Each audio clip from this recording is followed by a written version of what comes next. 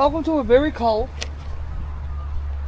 very miserable, very windy. That's why I am where I am today. I'm on the Central Highlands, Victoria. It is cold, and it's mid-December. I kid you not. Look how I'm dressed. I know, right? You wouldn't think we're in summer, would you? Well, I'm in beautiful Central Highlands, Victoria. I am setting up the rods as I speak. We are chasing trout and hopefully a redfin or two at one of my favourite locations. In mid-December. Or almost mid-December. And I'm rugged up like it's winter. That's it. Alright, let's get these rods rigged up. Let's go get flicking. Right, so I've got yours on the tripod, so I'm holding it at an awkward level because I've got the legs all extended. Anyhow, oh, there is some awesome fog coming off the water. I haven't seen that here before. Anyway, I forgot my boots. I'm an idiot. I'm wet. My feet are soaked. This ground, I can tell you now, this ground ain't dry.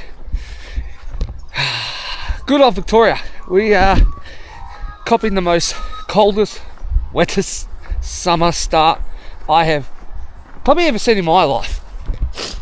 And I'm only 39. I've never seen a wet summer like this. And a cold start like this, to be honest. So, I'm in Central Highlands. I'm at one of my favourite, absolute favourite locations. Right. So we're down at one of my favourite locations. Look how calm it is, would ya?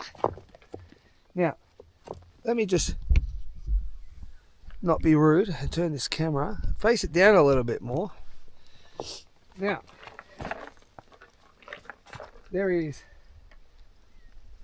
this whole reservoir to myself. I love it when this happens. As that saying goes, I love it when a plan comes together. I was hoping there'll be no one here today. Usually there is a fair few anglers that come down here these days. But I've been lucky enough to have this place to myself. Like I said too, I haven't fished here for a very long time. I haven't fished here for like a year.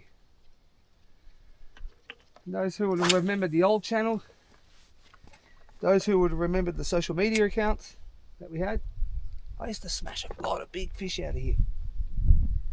But I stopped fishing this place purely water level. There's still fish in here. There's always been fish in here. In fact, while it was at 20%, fisheries was still stocking it. 20%. Oh, trout rising. Trout rising. You wouldn't believe it. Oh, I haven't got enough distance for that. And why I'm saying this, not that the lure's not heavy enough, not that the rod can't do it. It's just that fish was sitting like 30, 40 meters out there. There could be trout in between. Fingers crossed.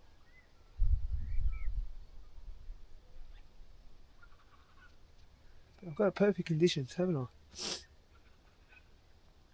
Can't ask for a better morning. Oh, you could. Actually, you could. My bad. Sorry. Fish on the rocks already. There we go. Fixed it. Alright, well. Hopefully, we can land a trout or two today. I've seen them starting to rise, which is good. And it looks very early in the morning. It is. But it's not my usual times that I fish here. Usually I'm here at like 5:30 in the morning, flicking on that dark into first light. This morning I did gentleman's hours in trout terms. I started here at 6:30, 6:45. And that was just one. I had an event to go to last night. Two, I knew it was going to be like this. And that low light period will help the trout feed most of the day, so I've got confidence. Believe it or not, when I left Melbourne, I had a little bit of doubt in my head. A little bit of doubt crept in. And I'll explain why. it was so bright and sunny and warm. I was like, oh, they got the weather wrong in a technically bad and good way. It's going to be warmer, it's going to be good, but it's going to be crap for the trout. And then as I crept up into the hills of Highlands, Victoria, so as I crept up into the Central Highlands, it started getting colder, foggier, wetter. I was thinking, there we go. There's the trout weather that I want. That's what I'm looking for. Then I got excited. Now, location profile. How to fish this location. Tips and tricks on this location is all up on the Patreon account. So go check it out. Because those who fish this location a lot, right? Those who know this location a lot knows it can be one of the hardest fisheries. Such a small location, but the trout here are very, very switched on. Hence you can see I'm wearing black. And you're thinking, why? Why did he just mention, I'm wearing black? Well, trout have the best eyesight. You come here with high-vis clothing, you come here with bright t-shirts, bright pants, except for my shoes, they're bright. Anyway, you come here with bright clothing, trout will see you before you see them. I've kept everything dark as possible. Unfortunately, I don't own a plain black chopper. It's got a bit of yellow on it, but that's not going to affect it too much. You just don't want to put out too much of a silhouette when you're trout fishing. Right. I've thrown that lure a few times in that area. It's one of the most famous lures, the double clutches. They always work. So what I'm going to do is now, I'm doing what we call the classic switch baiting. I'm doing the classic switch baiting for trout. Like I said, it was literally just there. Oh, hang on. It was literally, move the rod. It was literally just there, right? Swirling. I didn't see him bolt away. I didn't see him splash. I didn't see him run. He might be up and down this wall here still cruising. So I've switch baited. So what I've done is I've gone from the hard body lure, minnow, to a green grub tail soft plastic in around a 3-inch. I'm just seeing if I can match the minnows or the bugs that he's chasing. I'm just doing a slow roll because I don't want him to study the lure too much. And what I mean by that is I want to give him minimal time to suss out the lure to see if he wants it. If I can slow roll that lure straight past him, that gives him a little bit of time, minimal time I should say, to think about it. Instead of sitting there going, do I want it, don't I want it, do I want it? I don't think that's what I want. I'll leave that alone. I want him to sit there and see this thing cruising past him, right, and going, yep. It matches the colour, it looks natural. That's what I want.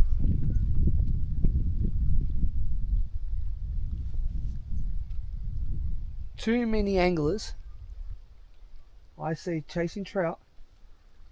Too many anglers will see a trout, spot a movement from a trout. There he is, there he is. He's just there. Oh. Alright, I've gone way past him. Hopefully I haven't spooked him. Oh, he's on the surface just over there. And I'm watching him tailing. Oh, on. Got him. Fish on. Here we go. Perfect way to do it. There you go, guys. Got him. I spotted that trout tailing on the surface. I stalked that trout and I've got him. Perfect example on what to do when chasing trout. Always a good trout. Oh, it's not. That's a redfin on the surface. There's a school of redfin there. Oh, would you look at that?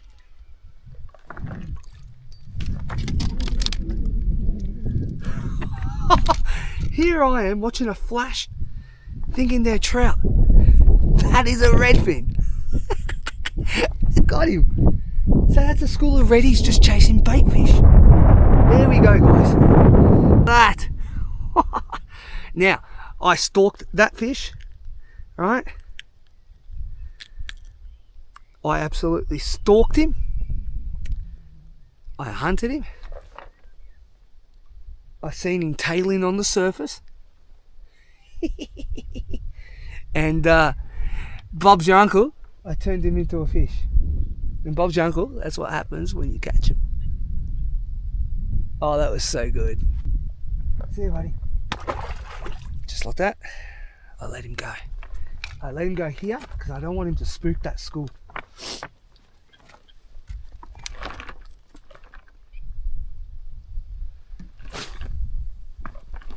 I literally hooked him right there. Now, I literally just hooked him over there. So, what I'm going to do is I'm going to keep targeting that area, but I'm not going to go over there just yet. Reason is, I don't want to spook the school. That's it. Oh, on. Oh, hit it. I've got redfin chasing the lure. Alright. Perfect example of matching the hatch. Rightio, on again. We have found a school of redfin. Oh, this is awesome. There we go. Now these are great eating. Don't get me wrong. Great eating fish, but you know what? You need them a little bit bigger than that. Again, I did the same thing. If you go to the Patreon account, I explain exactly what I did to target this bite, to get this bite. Now redfin, schooling fish, like I explained before, techniques are working. It's a tough bite, I'm not going to deny that, but that tough bite I'm turning into a pretty decent bite. Excuse me as I put this back on. It is freezing. I don't know if we're in summer or winter, mate. I'll tell you what, those redfin that are coming out of the water, oh, excuse me, those redfin that are coming out of the water are really warm. So the water's warm.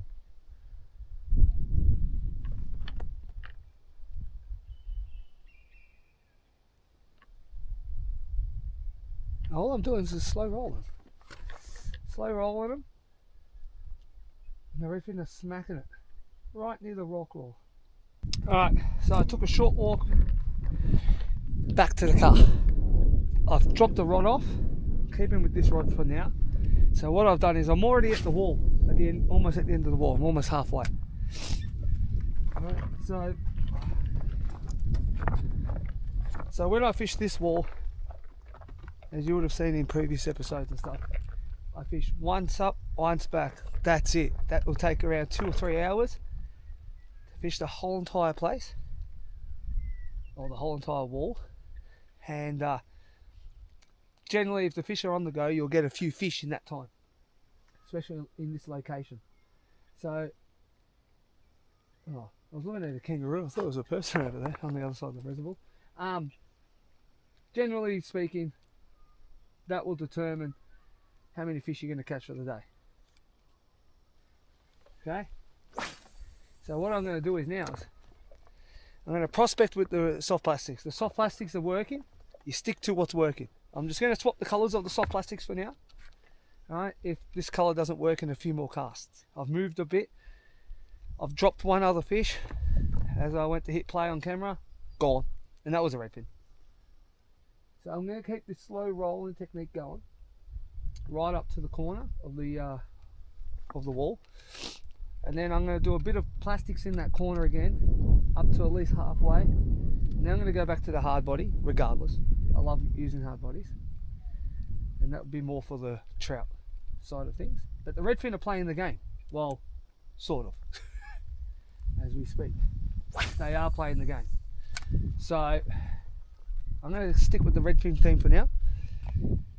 Hey, I've gotten heaps of trout on these soft plastics. I love trout. I love soft plastics for trout. Let's face it, soft plastics for trout's more fun.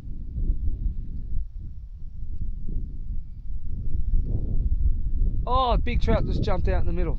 Well, when I say the middle, I mean 40 meters away, 30 meters away.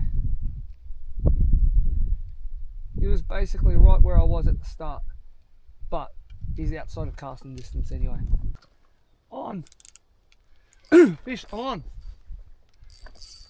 Oh, this is either a monster, a redfin, or a big trout. Now, I'm leaning towards trout right now. This is too big to be a reddy, I reckon. If it's a reddy, it's going to be big. Oh, I've just texted the misso saying, oh, only a couple of small fish so far. Nothing to write home about. And that would be her replying right now. No, don't pull the hooks, please don't pull the hooks. I can't even see it. The water's dirty. Oh, it's a big redfin. Big redfin. Yes!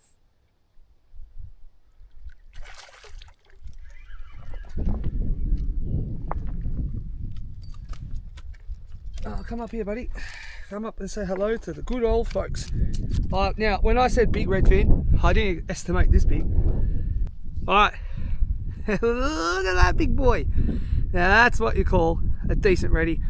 I can't call him for size. So what I'm going to do is, I'm going to measure him on my rod, go home, use the measuring tape, and we'll get the measure then. Hang on a second. Alright, so he's basically the size of my cork handle the whole way along. And I've got a pretty decent handle on this old school steel sail rod. This is one of my favourite rods. So his tail ended on that blue line. We'll measure that when we get home. I'm trying not to break this rod. Anyway, I'm going to do the right thing. Most people wouldn't do it. Oh no. Oh mate, you got me. Have you chafed my leader? Oh, I think I can feel a nick in that leader.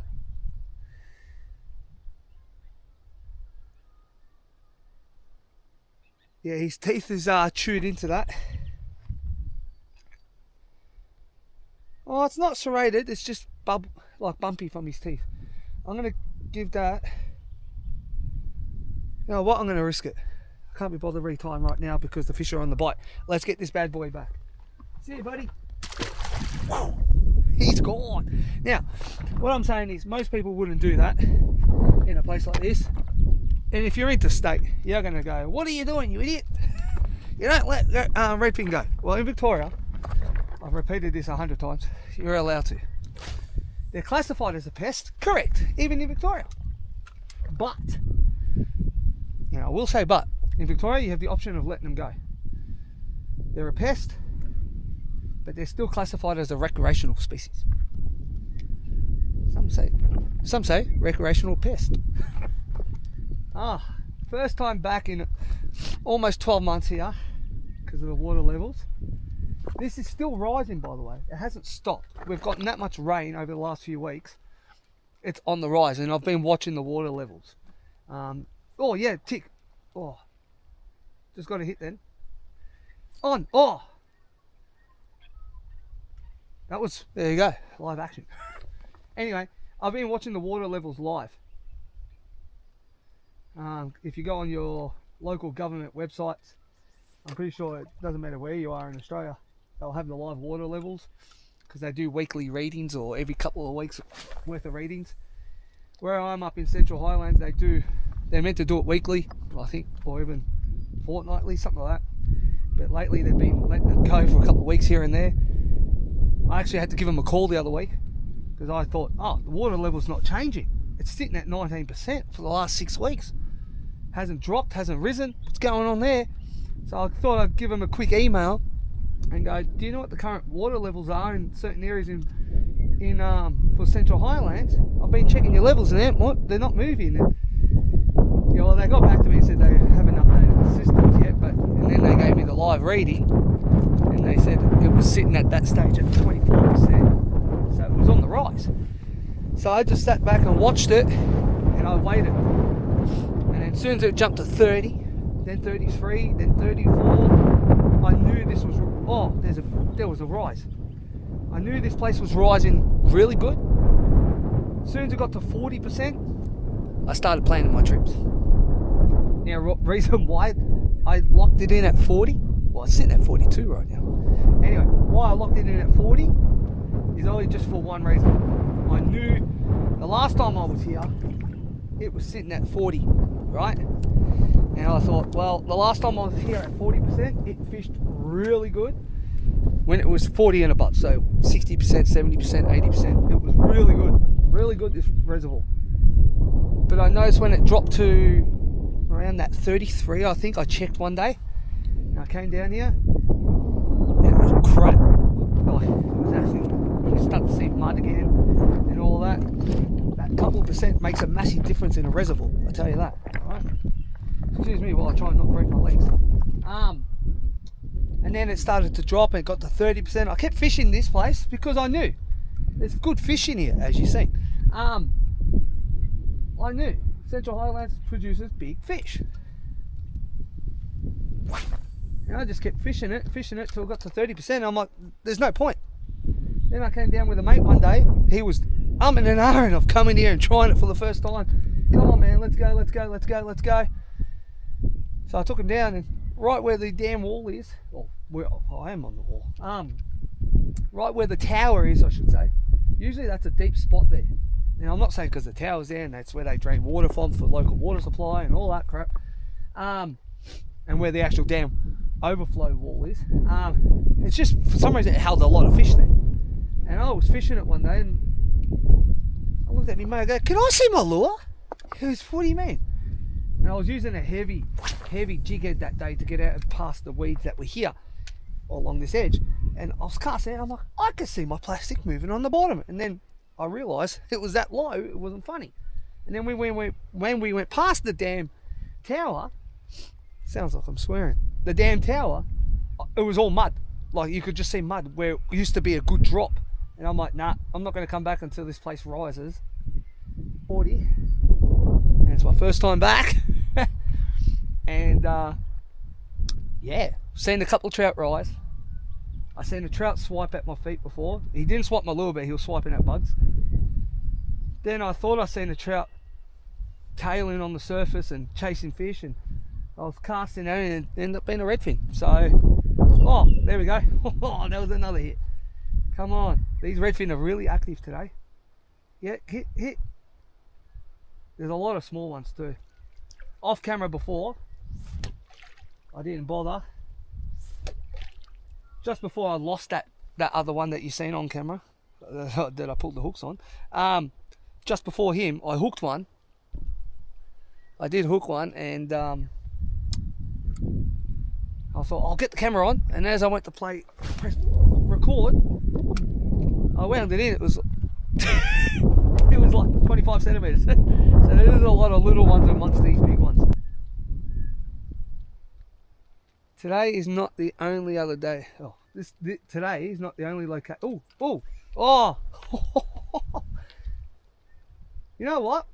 I'll quickly say it. Even though I'm missing fish, I love doing that too.